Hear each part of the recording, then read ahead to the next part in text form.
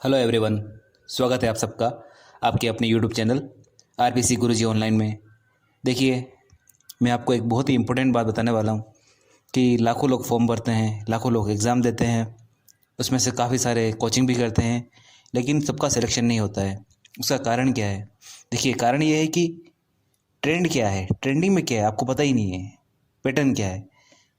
मेरा मतलब है कि फ़र्क जीके और जीएस का। एक होता है जीके जनरल नॉलेज, दूसरा होता है जीएस जनरल स्टडीज़ सामान्य अध्ययन। इन दोनों में फ़र्क क्या है? जीके आपका होता है कि ताजमहल कहाँ है, ताजमहल किसने बनवाया, बाबू जी की घोड़ी का नाम क्या था, तेजा जी के माता पिता कौन थे। और आपका जीएस, जीएस को आपको मैं एक एग्जांपल से समझाता हूँ कि एक क्वेश्चन ले लेते हैं जिससे आप जीएस समझ पाएंगे। कोई क्वेश्चन आ गया कि निम्न कथनों पर विचार कीजिए। उसमें आपको दो कथन दिए हैं, कथन और कारण, और नीचे ऑप्शन है 4 कि कथन कारण की व्याख्या करता है, कथन सही है, व्याख्या सही नहीं है, या व्याख्या सही है, कथन सही नहीं है, इस तरीके से। तो ये है जीएस जनरल स्टडीज सामान्य अध्ययन।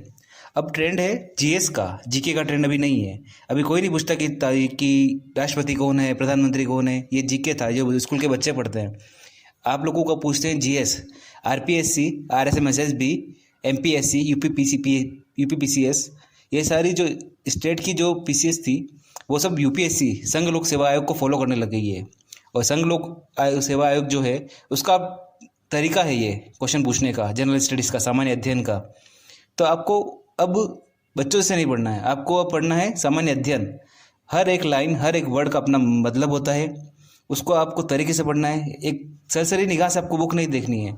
जितनी भी ऑथेंटिक बुक है या जो जानी मानी पुस्तकें हैं वो पढ़नी है, उनकी लाइन बाय लाइन पढ़नी है आपको, और उसको समझ के पढ़ना है। समय ज़्यादा लगे कोई बात नहीं, लेकिन जो पढ़ना है वो ढंग से पढ़ना है अगर आपका सिलेक्शन लेना है तो। अगर एक बार आपके दिमाग में कोई पिक्चर फिट हो गई तो वो आजीवन रहेगी। सबसे इम्पोर्टेंट क्या है? सबसे इम्पोर्टेंट ये है कि आपको वो सारी बुक्स का डेटा तो मैं अवेलेबल करवा दूंगा, लेकिन करने का तरीका क्या होगा? चाहे राजस्थान पढ़े, चाहे इंडिया पढ़े। भूगोल कैसे?